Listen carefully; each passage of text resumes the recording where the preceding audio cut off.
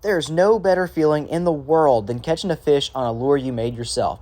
But not everybody has the tools to make these complex things. So today, I'm going to show you guys a couple projects you can do at home with stuff you have laying around with minimal tools needed. Let's get right into it. Alright, DIY lure number one is super simple. It's a 2-ingredient lure. You need a piece of paracord. If it's frayed out at the front, just get a little lighter and kind of melt that front till it's flattened and hardened, just like that. The second thing you'll need is some kind of little crappie jig. Measure out to just past the hook shank, about this far, and cut. Now that you have that, you're going to hook through the hardened plastic part. Very carefully, don't hook yourself. Follow along just like it's a soft plastic. Come out through the front like this. Then you're gonna push. Now sometimes it's going to be a little bit tough to get through that that little lip that keeps things hooked right there. But you'll push. Ah, perfect. It went through. Now you can frill out this back end a whole lot, and it makes it basically like a cloth crappie tube. When you fish this thing in the water, it works. It sinks really slowly as long as you're using a small jig head. And it has lots of action to it whenever you pop it around. It'll look like a little squid, and I've caught lots of fish doing just like this. You can use any kind of color. You can do different jig head combinations. So super simple, literally 2 ingredients, and that can catch you a fish just like that. All right, we have our little bitty paracord jig. Let's go ahead and see if it can catch us a fish.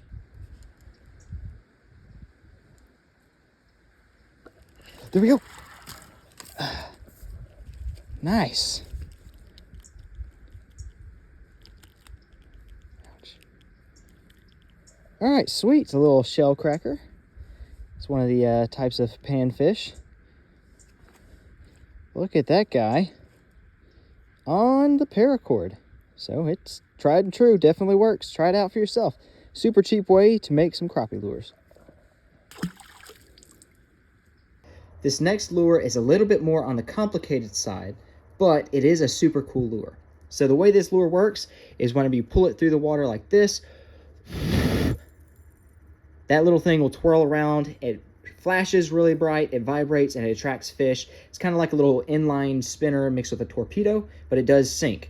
And this thing just has a few ingredients. To make this lure, you'll need a few different items that you may or may not have on hand. The first thing you'll need is some kind of propeller like this. If you don't have one, you can make them out of like an aluminum Coke can or something. It's very difficult though. I just got these at a lure supply store and got like a big bag of like 100 of them or something like that. But you can improvise that, or you could just omit it. But if you do omit this thing, it probably won't have as much action on it. The next thing you'll need are a few of these little beads. Now these ones have like eyeball patterns on them. You can get the regular beads that you can put like to protect knots and stuff like that. You'll also need a tiny treble hook and a split ring, and then you'll need a pin eye screw. So I got a whole bunch of these that I use for my wooden baits. Assembly is pretty straightforward. You take your pin eye screw, you thread on your propeller, screw on the eye. Now you want this thing to be extremely tight. That way it doesn't wiggle out super easy. When you're first threading them on, these I've already threaded through, so it's a little bit easier. When you're first threading them, you'll probably need a pair of pliers to twist them. Now you want to screw this thing all the way up till there's no thread showing up here. If there's any thread, this thing could catch on it and then try to unscrew itself and get stuck. So you want to bring that as close as you can to the propeller where it can still freely spin. Next, you're going to thread on your split ring just like that. Now make sure your split ring is big enough to fit on this little point, but also too small to be able to go around these beads.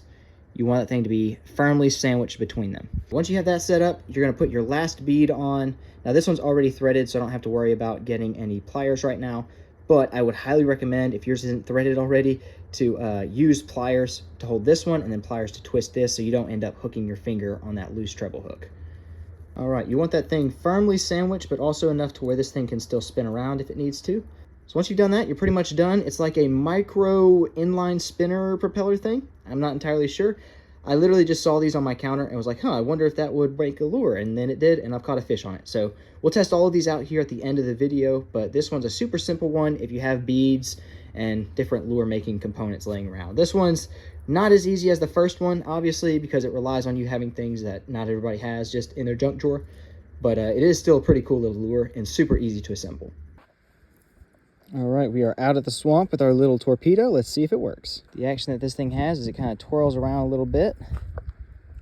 When you reel it pretty quick, it has a nice vibration to it. Let's see if we can catch a fish.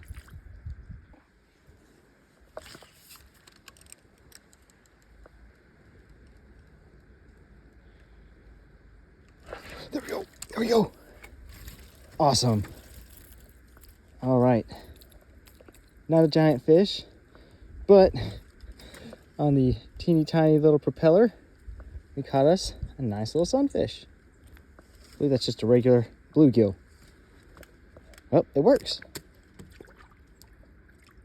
This is another variation where you use a spinnerbait blade, but it has the same concept.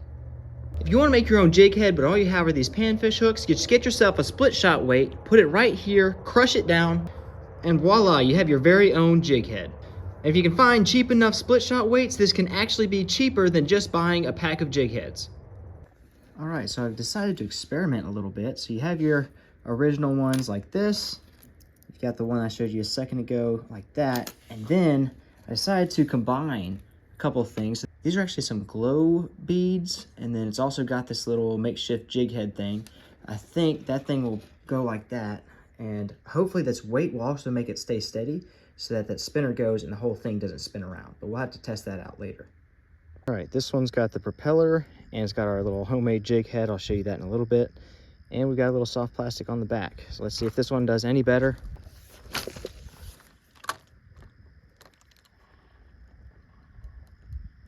Oh, there we go. First cast. First cast. Okay, confirmed. This one is way better than these spinnerbait blades. There you go. Not a big one, but these baits are for smaller fish. So perfect. First cast with the little propeller with a soft plastic. So this one's definitely tried and true. If you have a broken spinnerbait like this, don't throw it away. You can turn this into a jig head. Basically, just grip it here, make a nice circle a couple of times over, and once you've bent a little loop in there, you can put a split ring on and now use this as a jig head. And just like that, you've got yourself a jig head. When I went to test this lure and the next one, some cold weather went through, so I didn't catch any fish with these lures, but I do know that they work. However, I did catch the attention of something else. It's a squirrel. There's a squirrel like right there. Brother, what are you doing?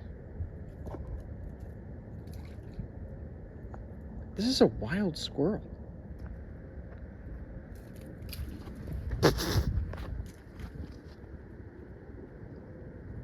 Okay, well, guess he had places to be and I was just in his way. That was very odd. Now, the final lure on this list is one that's so simple a child could make it, but it does require a few tools. But I'll go ahead and throw it up. I was going to make a separate video for it, but I decided to just lump it in with this one since it's a very simple project that anyone could do. Before we get to the last project, it would be awesome if you guys would hit the like button and subscribe to the channel if you're not already. It helps me out a ton and encourages me to keep making content like this. So if you want to see more videos like this, let me know down in the comments below and by liking this video. Let's get to the last project here. Today I'm going to show you a fishing lure that even a child could make, and all you need is a plunger and then some basic tools. So let's go ahead and get right into it. To start off, you're going to go ahead and cut a large section of this plunger handle on your bandsaw. You can also use a handsaw, anything else. Power tools just make it so much easier. What you're going to want to do first is cut about a 4 to 5 inch section of this wood off. As you can tell, I've used most of this plunger already on other projects. Now, I can't quite reach it with this big part, so I'm going to unscrew this real quick and cut it like this. Right here, I deployed my safety squints, but I would recommend wearing eye protection. All right, now that we have our section cut out, we're going to basically shape this into like a hot dog shape. That's basically all you gotta do. You could do this by carving it and sanding it by hand. I just prefer to do this on the belt sander because it's so much faster. Safety first. If you'd prefer to use a knife or some sandpaper, you could. The belt sander just makes everything so much easier. All right, we've got it basically shaped up, and that's literally the entire shaping process. Once you've got this kind of shape, you want it to be pretty round. You don't want it to be lopsided too much. Now we're gonna go ahead and put a pin eye screw on one side so we can get this thing painted. I've got this screw here so I can hold it with pliers and not have to worry about getting paint on my hands or smearing the paint job. Now I'm just gonna hit it with some gold spray paint. You can use whatever color you like. If you wanna add glitter, you can add glitter to make it shine more. Whatever, I just like using gold because it's already shiny. You could also use silver or something else like that.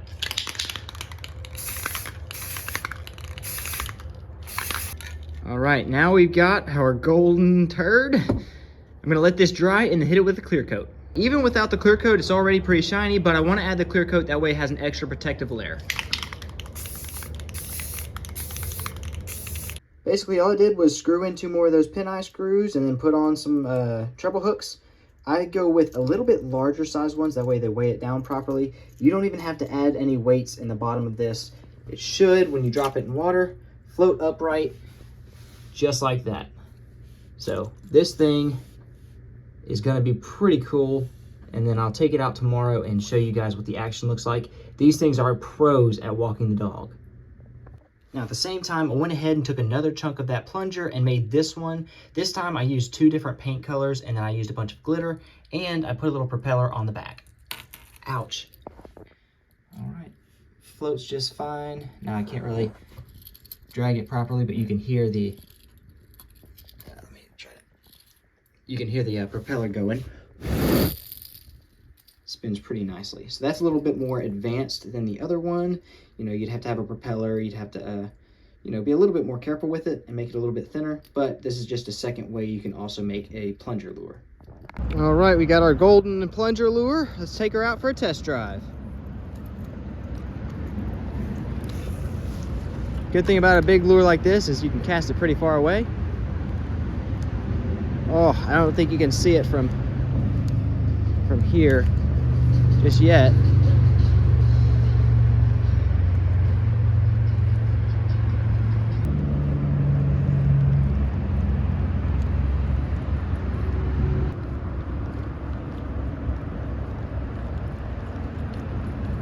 Now, I'm not a professional here, but if you know how to walk the dog, this thing works like a dream pretty good. All right, here's our sparkly one with the torpedo back. Let's see how this one works.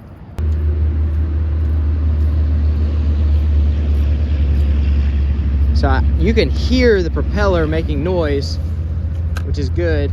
That extra vibration and noise helps attract the fish.